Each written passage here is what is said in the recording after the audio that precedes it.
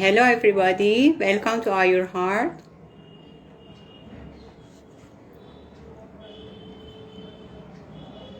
We will be waiting for a little more time for more friends to join us so we can start today's webinar. I welcome you all and I hope you all are having a good time.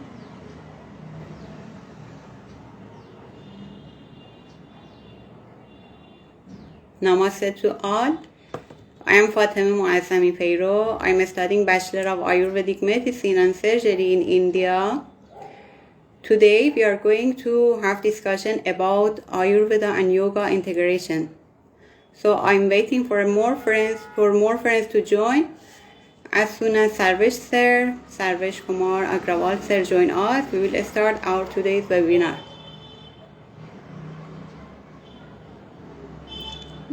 Many friends, they ask me what is the difference between yoga, Ayurveda, and I thought this topic would be interesting for many of you. Yes, Sarvesh sir join us. I'm going to invite sir. Today's webinar is about Ayurveda and Yoga integration with the presence of Dr. Sarvesh Kumar Agrawal, Associate Professor in PG Department of Swasthya and Yoga at National Institute of Ayurveda, Team to be University. So we can start our today's webinar. Am I audible to all of you? I would be grateful if you could give a feedback. So as soon as sir join me, we will start today's webinar.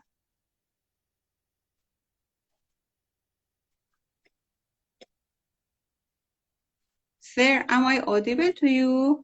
I saw your request and I accepted, but I think you couldn't join.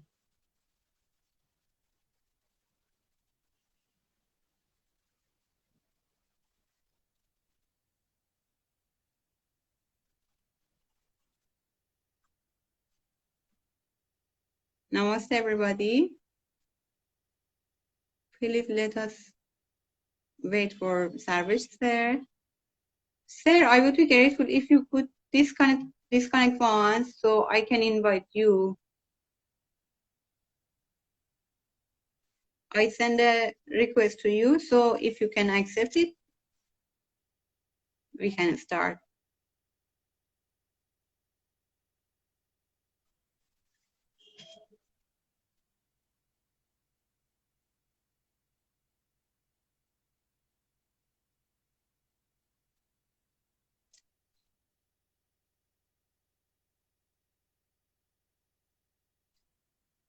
Sir, could you receive my request to join to the live?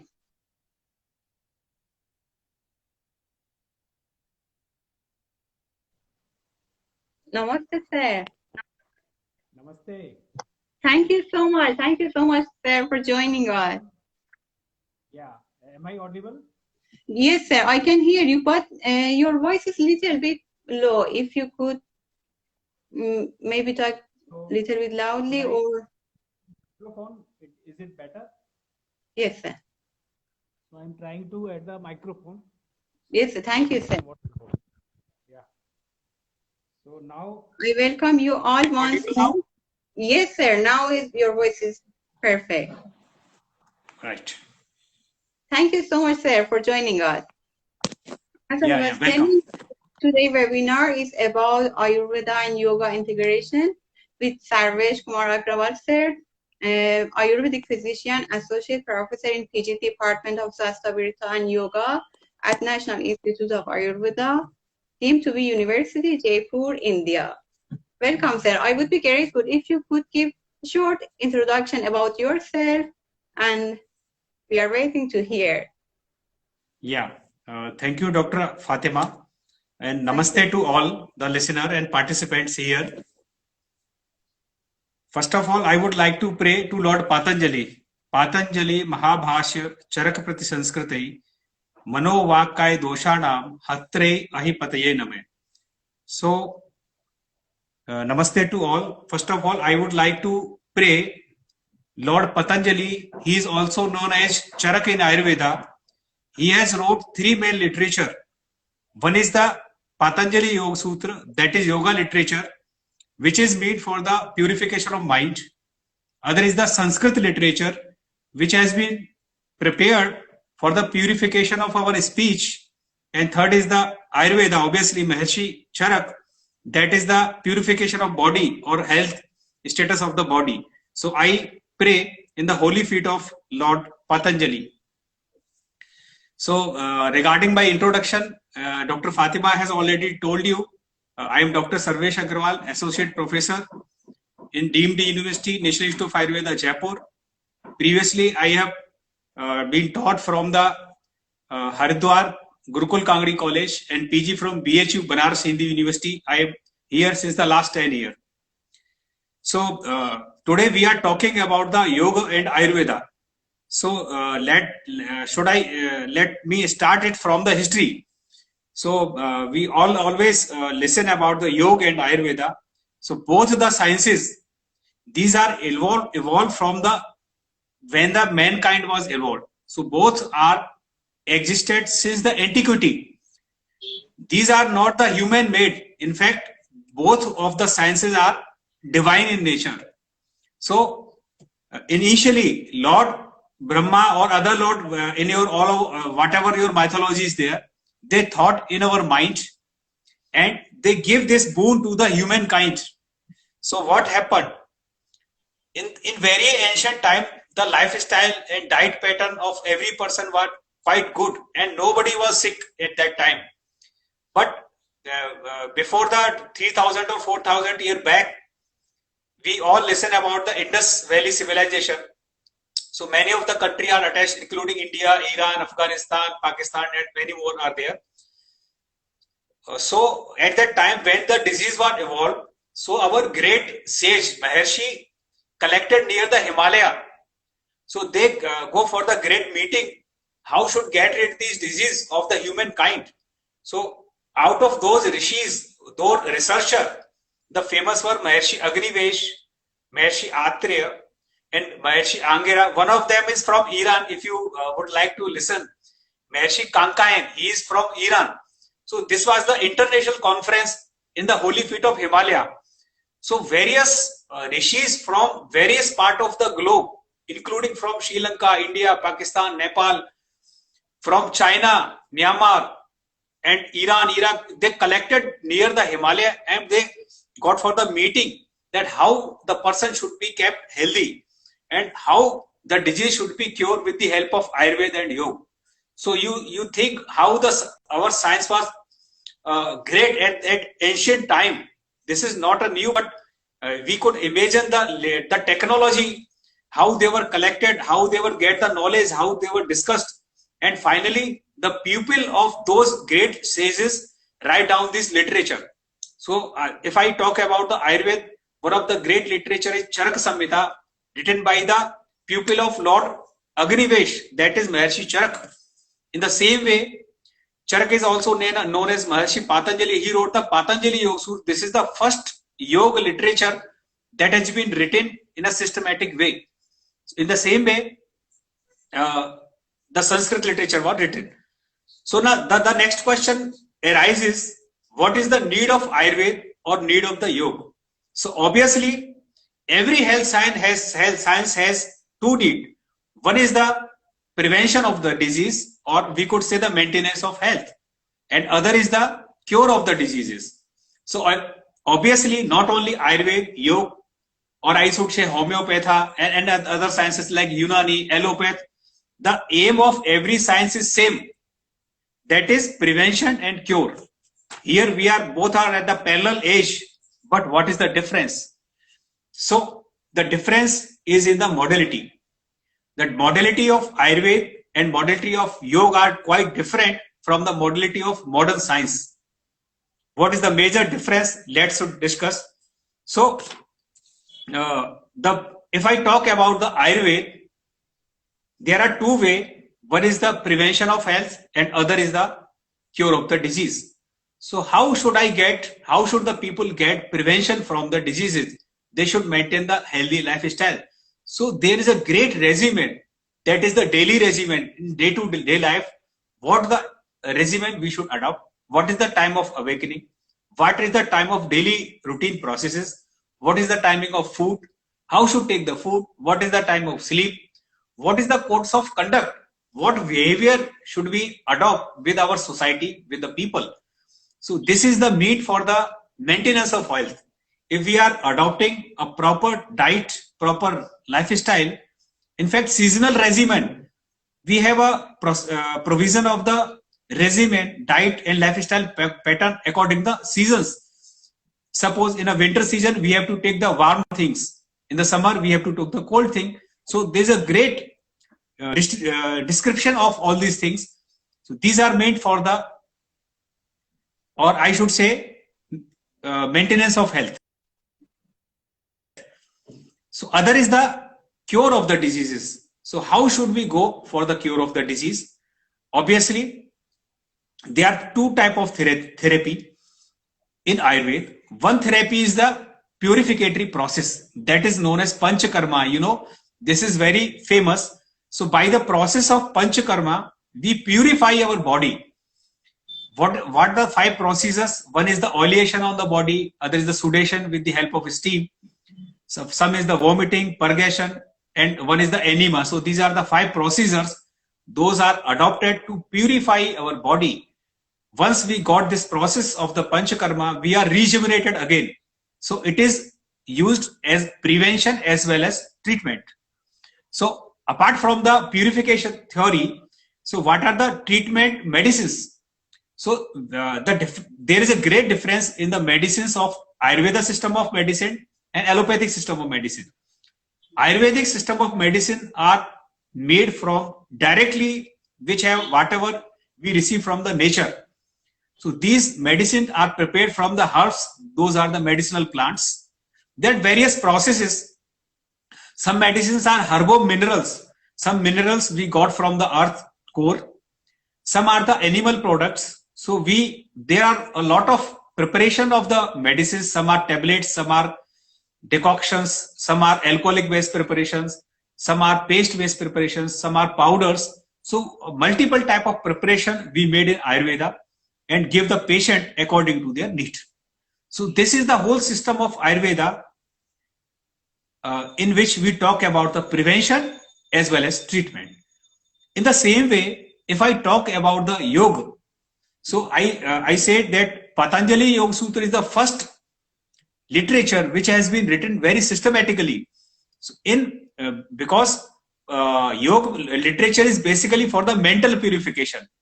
However, Ayurveda is also for mental purification, but predominantly Ayurveda for physical and yoga for mental. But both work on the both faculty. Yoga work majorly on the mind and minorly on the body. We could not say that yoga will never do on the body. Yes, it will also do on the body. So what are those 8 procedures? So one is the yam, we called yam. So it includes the 5 procedures: Satya, Ahimsa, Asteya, Aparigraha and Brahmacharya. These are the social ethics. So in yoga, what we have to do? We have to do the work in this society in such a way we should not bound to our karmas. Because if we bound to the karmas, then it will attach with us. So in the our next life, that is called reincarnation, we will take a birth again and again. So in this process of yoga, we are liberated from this rebirth process that is also called moksha. So one is the yam. So in the yam, there are 5 procedures. These are called non-violence, truth, non-stealing, non-collection, more much, and celibacy. In the same way, for the purification of our body, that is niyam. This is the for the personal development. Again, there are 5. Those are Shauch, Santosh, Tap, Swadhyay and Ishwar Pradhan. Those are called purity, satisfaction, austerity, self-study and surrender to the God. So these are the 5 things for strengthening our body, strengthening our mind. This is for the personal development. After these social and personal ethics, we go for the physical practices. So it comes asana first. So asana, what are the asana? These are the yoga postures. So the postures in which we feel comfortable and we feel balanced, that is called asana. We have very wide range of benefits from the asana. Some are meditative asana like Padmasana, Baddhasana, in which we meditate. Some are the body strengthening asana like Surya Namaskar, and many more are there. Some are working on the digestive system like Vajrasana, Mandukasana. Some are particularly on specific disease like Ardha Matsyendrasana and Shashankasana. These are working on the diabetes, and many more are there. So these are the wide range of asana. After establishing our body by doing the practice of asana, we should go the next step, that is pranayam. So pranayam, the breathing practices. In pranayam, we control our breaths. By the control our breath, we can control our mind. So mind is bound with the breathing process. So in pranayam, we inhale deeply and slowly, hold the breath and exhale deeply. So I am doing one round of the pranayam here. You could see.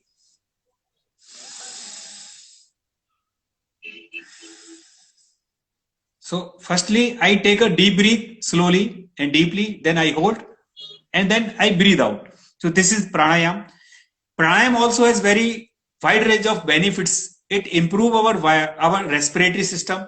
It enhances our vital capacities. It enhances our lungs.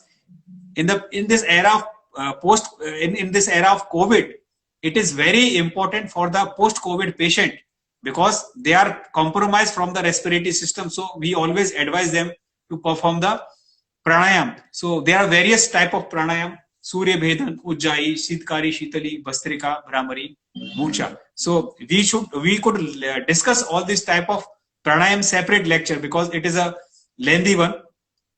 So after these breathing practices, we go through for some more internal process, that is pratyahar. In pratyahar, this is the sensorial practice. In pratyahar, we internalize all our senses. We close our eyes. We take our body in the quiet place. So we should not hear anything. We should not see anything. We should not taste anything. We should not touch anything. So these are the five senses. So we just keep quiet in that place. So our indriyas, these are the five sense organ, are detached from the outer world. So this is the internalization of the senses, that is called pratyahar. In the next phase, that is dharana, that is concentration. So when we internalize our senses, then in the next phase, we concentrate our mind on some point. If this process of concentration go continuation, then it is called meditation, that is dharana. And the highest stage of this meditation is called samadhi. In this highest stage, we lost everything in our memory. Even the awareness of our body is not also there. There is only awareness of Paramatma and the only God at that time, or the thing where we concentrate. So this is the whole procedure of yoga.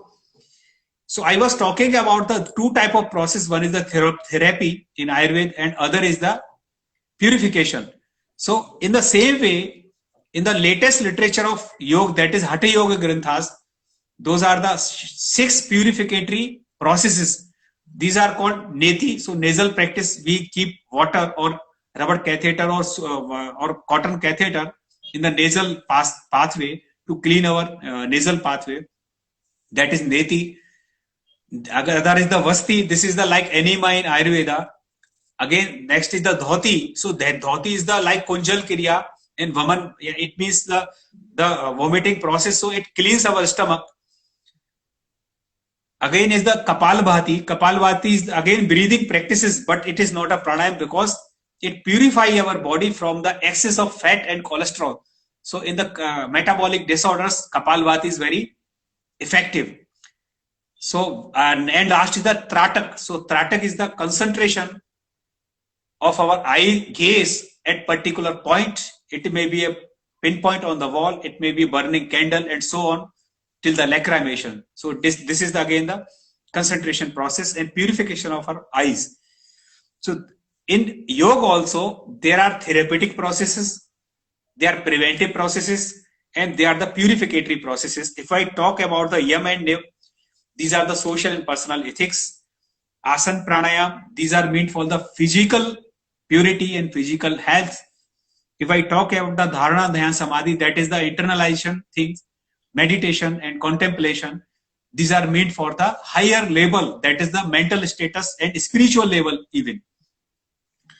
So if I talk about the comparison of Ayurveda and Yoga, both have similarity, both have the same origin, both are divine, both are meant for the humankind, both are meant for the prevention, both are meant for the treatment, modality are same, both are natural. If I talk about the yoga, this is non-therapy, non-pharmacological. We do not need any medicine for yoga, and yoga practices can be done in each diseases. Even it can be performed at your home by a short training. So this is very economic process also. So I have given you some gist in the summary. There are some basic principle of Ayurveda and Yoga too. I would like to elaborate here. So what are the basic principle? How our body is made? How our body is made? If you know, we are learning from the childhood, our body is made from the body system, then it's an organ, then tissue and cell. In the same way, if I talk about the Ayurveda anatomy, so our body is made of the Shadang Sharir. This is 6 part of the body. One is head, one is trunk, and limbs, hands and limbs. So these are the major part of the body. Then each part has internal organs. These are shrotas, called shrotas. So this is the one is the respiratory, like the system. Pranavayu shrotas means respiratory system. Pachan tantra means digestive system. So this is the again made of system. Then each system is made from the micro level of the shrotas, and again each part of our body is made of 5 basic elements, that is called Panch Mahabhut. These are the, one is the Akash, called sky or space, other is the Vayu, that is wind, third is the Agni, that is fire, fourth is the water, that Jal Mahabhut, and fifth is the Prithvi, that is earth. So everything in this universe is made up of the 5 basic elements. But the difference in the living and non-living thing is the spirit, that is energy in our body. The living thing is made up of the 5 basic elements, and the spirit, that is Atma. So this is the difference in living and non-living things. And there is one major difference in the human and animal. Human has manas, that is mind faculty and intellect, that the animal do not have. So God created us to get good karmas in this time. So we have the opportunity, because we have wisdom, we can think, we can go for the intellectual process. So we should always go to good processes, good karma. That so we should salvate from this worldly things. This is the main aim of the Ayurveda as well as Yoga. But Ayurveda more emphasis on the physical health, and Yoga more emphasis on the mental health. This is the major difference. So in the nutshell, I have given the introduction of Ayurveda and Yoga both. Now I would like to invite some questions.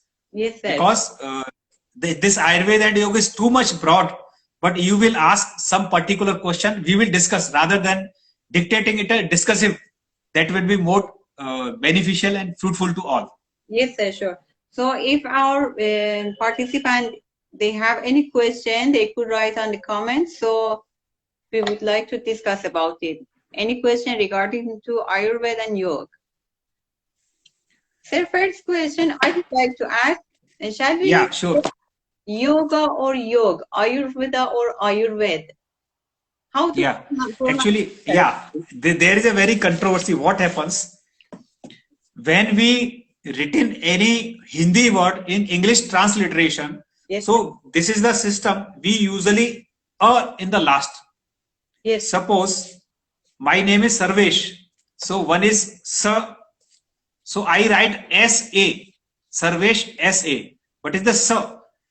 When it comes at the last in Yoga, so it is G-A. When we write it Yoga, obviously we should write it Yoza. Yes. But pronunciation is yoga. This is neither yog nor yoga. It is yoga. Yoga. Ayurveda. So we should emphasis on the last word.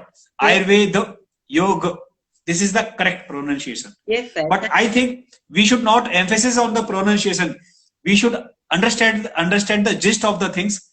We should adopt the Ayurveda and yoga. Yes, sir. Sir, we have one question.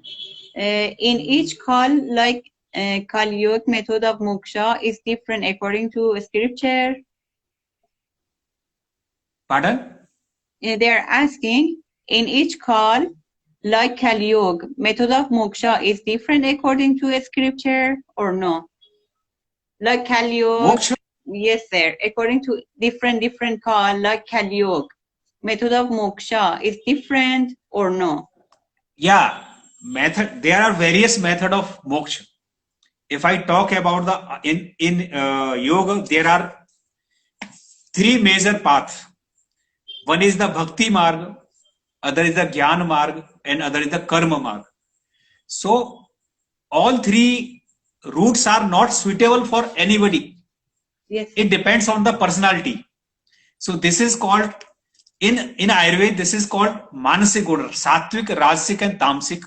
In the yoga, it is called chitta bhumi. Mood, chipta, vishipta, ekagra, and niruddha. These are the mind status of our mind. You have seen in your personal life, some people are more sattvic. They have very good quality of life. They have very good code of conduct. But some people they are always quarreling. They are always shouting. So all these three methods are not suitable to everybody. Suppose somebody is illiterate, somebody is farmer, he is not too educated. So what is the best method for him? Obviously Bhakti Yoga, surrender to God. This is the best method. He is not required to read any book. He is not required to do meditation. Just he is surrendering to the God. It means what are the good things he is adopting and doing only just. The Karma Yoga, it is best suitable for the youth. If you say to the youth, you just go in the mountainside and go to the meditation. No, it is not possible for him. He want to do something. So that is the Karma Yoga. He want to do karma. But what kind of karma? The karma, those are not make him bind to this worldly things. So it of devoid of the sorrow and happiness. It is devoid of attachment. That kind of karma is called Karma Yoga. And for intellectual people, obviously Jnana Yoga for the intellectual people. Yeah. Yes, sir. If there is any other question regarding to Ayurveda and Yoga, we would be happy to hear. Sir, I have question about Satchit, Anand, Sattva, Rajas, Tamas, or Vata, Pitta, Kapha. All these are same. Okay. So if I talk about the Vata, Pitta, Kapha and Sattva, Raja and Tama, basically both are different. First I talk about the Vata, Pitta, Kapha. So as I told you, our body is made up of 5 basic elements. So this is the anatomical thing, structural thing. But what are the way in that our body is working? So these are the physiological entity. Those are called Vata, Pitta and Kapha.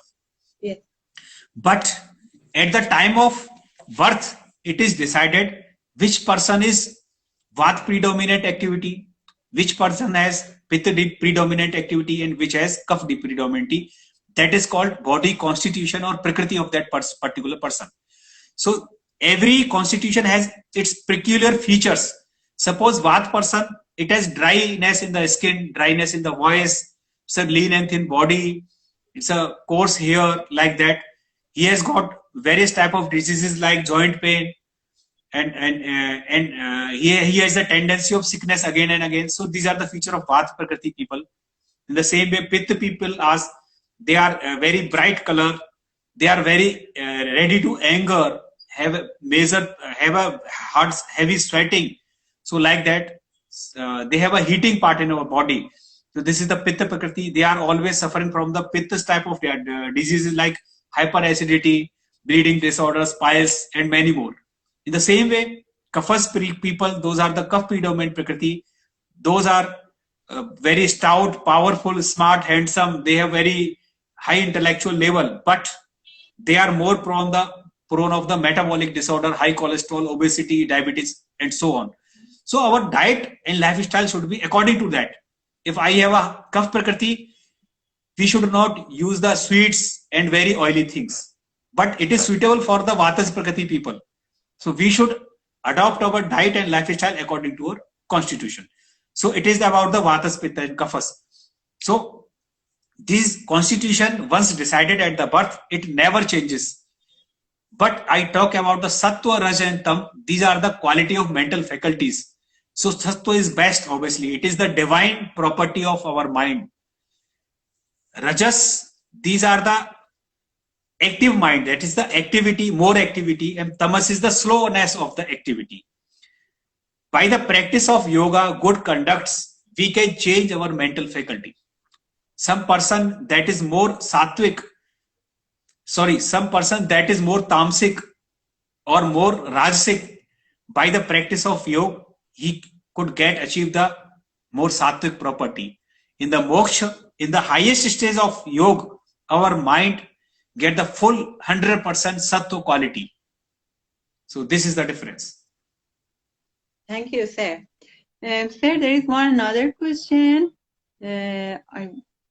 Okay, sir, can yoga be advised based on prakriti, or can all asanas be done by all person of different prakritis?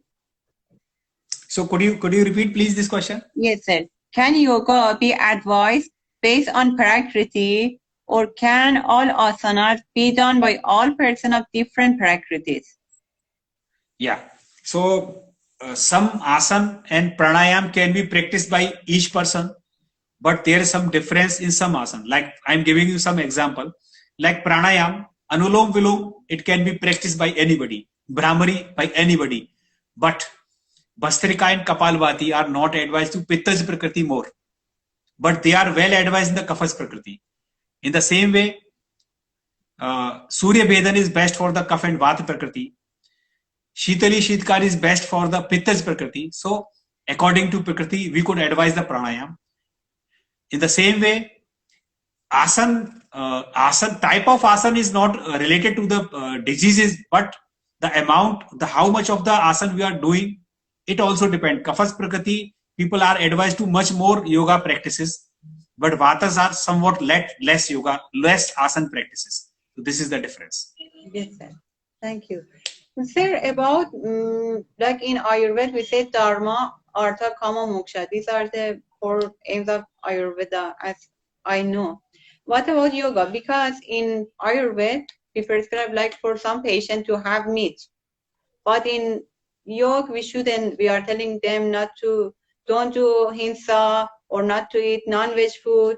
What should we do for this? Because as an Ayurvedic physician, sometimes we need to prescribe, but they are telling you're also doing yoga. So what is this? Because I have already told you, Ayurveda is more related to the physical health. If we are talking about our physical health, we can take anything, whatever written in Ayurveda, but we have opted to choose the path of salvation, moksha, then we have to avoid that. So if we are adopting the karma yoga, that we have to do karma, we can adopt the Ayurveda process. If we are going to the Jnana yoga and Bhakti yoga, then we have to leave all these things. Right. Can yoga help in osteoarthritis? Yeah, obviously. There are various practices of asana and pranayam and many more. Those are useful in the osteoarthritis. If you are talking about the knee osteoarthritis, so Utthita Padasan, Sarvangasan, Halasan, Vajrasan, and many more asana can be practiced according to the patient. Right. To those who joined us recently, if there is any question regarding to Ayurveda and yoga, you could write in a comment. Sarah is here to help us to clarify any doubt. So you are talking in between, the people are asking, I'm more emphasizing on this osteoarthritis. Yes. Not only osteoarthritis, many joints disorders are there, like one is sciatica, lumbosacral pain. It's a very common. in this pain. Bhujangasana, Shalvasana, these are very beneficial asana. We are advising in each and every patient in our OPD. In the same way, cervical spondylitis, there is a particular set of asana, those can be advised. So not only arthritis of knee, in any musculoskeletal disorder, asana practice is very much useful. Yes. Sir, is there any book regarding to the for different practices, different asanas? Is there any book that we could provide? So for the general people, I always advise one book, that is Asan Pranayam Mudra Bandh. That is from Munger School of Yoga from Bihar, India. This is very good book for the general readers because it is not more tough words are there. It is a very simple language. So Asan Pranayam Mudra Bandh from Bihar School of Yoga. It is also available on the, I think, Flipkart, Amazon and many more platforms. I think till now there is no question. Sir, if we would be happy to hear your story, how you chose yoga or Ayurveda, which one you were practicing first? You were practicing yoga, then you joined to Ayurveda college, or how was me? Okay, let me explain you. First, I joined the Ayurveda because I have completed BMS. So in BMS, I read all about the Ayurveda, but there is a small little part of yoga. You also know that you are doing BMS. Yes, sir. But after completing the BMS, I go for the higher study PG from BHU. So that is my specialization. That is preventive medicine and yoga, Swasthavriti and yoga. So there is a major part of yoga that I learned from here. Along with this PG degree, I also completed a certificate and diploma from the BHU. That is special course of yoga that I have learned from there. And we are practicing in our institute, you know, since the last many years. Yes, sir. Sir, if you want to add some topics, I think there is no question from our participants. So, yeah. So, I want to give some messages to the listener because especially for the yoga. Yoga is a topic not for the listening or reading. This is the topic for practicing. So this is my suggestion, you should say request or anything. You adopt yogic practices in your daily life. This prevent from a lot of diseases. It make our healthy, it promote our life, even it make our mental status healthy. It make our more polite. It makes us more good behavior with the people in our society. So I told you the Chitta Bhumi. So it upgrade our level. The people who are more sattvic, who are not sattvic, rasic and tamasic, they can upgrade your mental faculty by using the practices of asana, pranayam, meditation and more. So this is my wise advice. Thank you so much, sir. So if you want to enlighten any topic, you can tell me. Otherwise, in the future we can discuss on a specific topic. Yes, because it is a first lecture. So I wanted to give the basic knowledge, how it was evolved, what is the need, what is the purpose, what is the basic principles of yoga and Ayurveda. So in the same way, I talk about the anatomy in Ayurveda. There is a concept of kosha. This is the different layer in yoga. So these are the pancha kosha siddhanta. So one is the physical structure, that is called annamaya kosha. Why it is annamaya? Because it is made from food. Our physical body is made from food. Then other is the manomaya kosha. That is more subtle. It is somewhat suchma. So it is our mental faculty. Then again is the after the body, it is the pranamaya. Sorry, it is the second is the pranamaya kosha. That is our respiratory system, our breathing pattern, and many more. So it's a part of energy. How we take energy from the environment. Then third is the manomaya kosha. That is the mental faculty. Then higher stage, that is at the intellectual level, that is the vijnanamaya kosha. In that level, we leave all our egos from our body. After leaving all the egos, we think we are a part of the God. Everybody is a part of God. So we should left the ego. we should live properly with each other. We should cooperate to each other. So it is that level. And finally is the Anandamaya Kosh, when we realize that yes, we are the part of the God, our Atma is a part of Paramatma, that is the Anandamaya Kosh. At that level, we got the moksha, that is salvation. So these are the different layers of up to the subtle level of the body to mind and intellect. Yes, sir. Sir, I would like to ask you, how can we recognize about me, for example, I'm Bhakti Yogi, Jnana Yogi, Karma Yogi. How can I know? Yeah. So it is the interest of the people. So because the way of all three things are different, you ask this question to yourself. Is it possible for me to sitting in a temple and just closing my eyes and I want to keep quiet for many times? Then it is Bhakti Yoga. But this is not possible for everybody. Some people say, no, I am very young. I want to do something for my country. I want to do something for my institute, something for Ayurveda. Then it is Karma Yoga. So we should do something, but in detached way, not for benefit of myself. It's a benefit for the community. You know our principle. Sarve bhavantu sukhinah, sarve santu niramaya. Everybody should be happy. Everybody should be healthy. This is our principle of Ayurveda and or even our ancient system. So only we in the same way.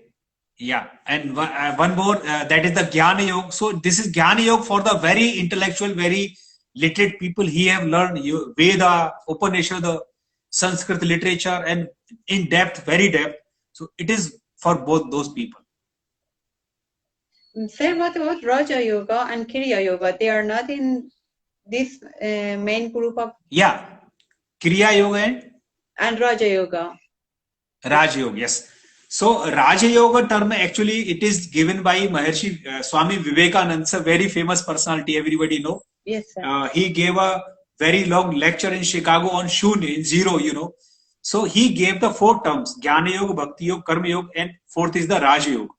So this systematic yoga that I told you in Patanjali Yoga, Yama Niyama, Asana, Pranayama, Pratyahara, Dharana, Samadhi, it is called Raja Yoga actually. Yes, sir. But as the yoga science developed, so many schools of yoga developed its own system of yoga practices.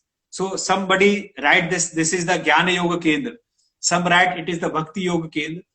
And some write the Kriya Yoga. Kriya Yoga is basically the Hatha Yoga practices that I advise, that Shatkarma practices, Kapalbhati practices. And this is more focus on the physical practices. This is Kriya Yoga.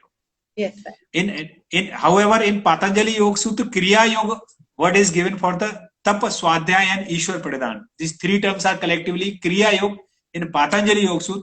But in different school of yoga, Kriya Yoga is meant for the physical practices. Thank you, sir. If there is any question regarding to Ayurveda and yoga, we will be happy to read your question. If no, sir, I would be grateful if you could give a summary of today's webinar. So I should give the summary? Yes, sir, if possible. So okay, yeah, but why not? It is possible. So I am just summarizing all the things in 5 to 10 minutes. So I started that this Ayurveda, Yoga and Sanskrit literature is written by Maharshi Patanjali.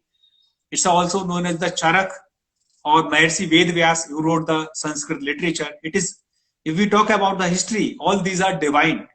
It is not created by human. It is created since the antiquity.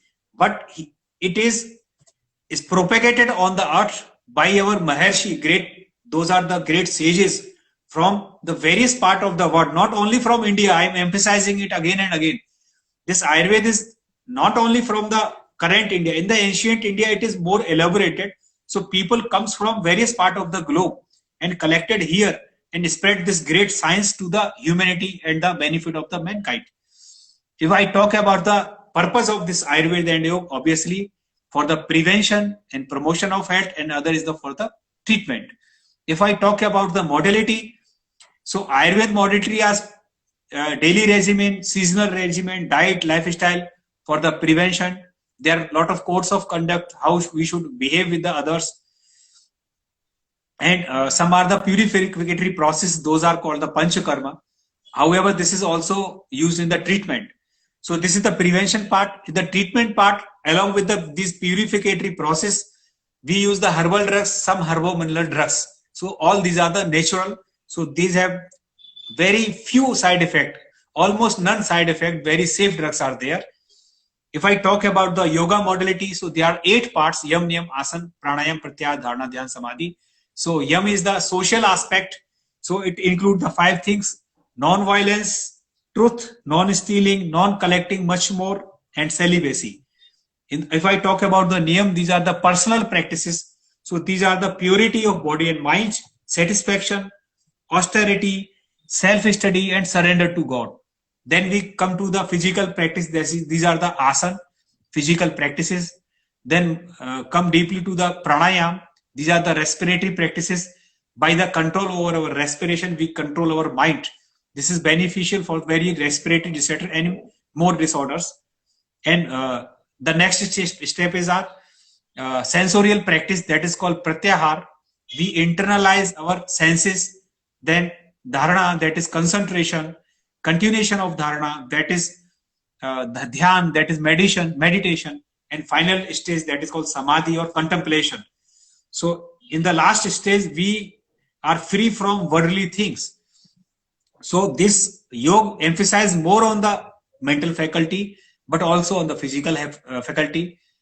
In the same way, Ayurveda focus on more on the physical things and some less on the mental things. But purpose of both are health.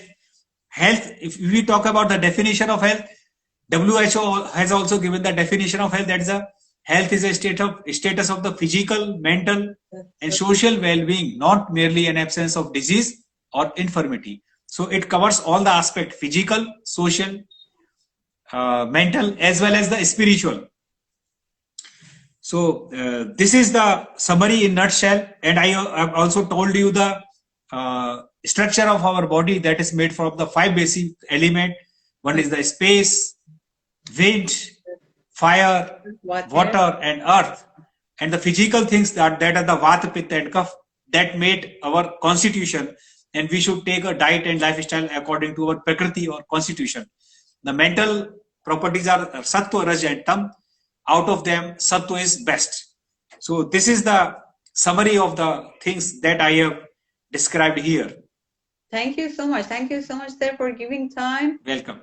I know you were in college until 4:30, and I'm really grateful for joining today's webinar. We will have some specification for next webinar. So, for example, 7 chakras or something else, and we will continue our webinar, hopefully.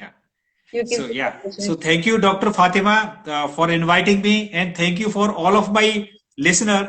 They gave a valuable time to listen me. I hope they will adopt something from this yoga and Ayurveda. Thank you very much. Thank you so much, sir. Thank you. Okay, welcome. Thank you all for joining. So today we are going to end the webinar. I hope you all are doing great. Bye-bye.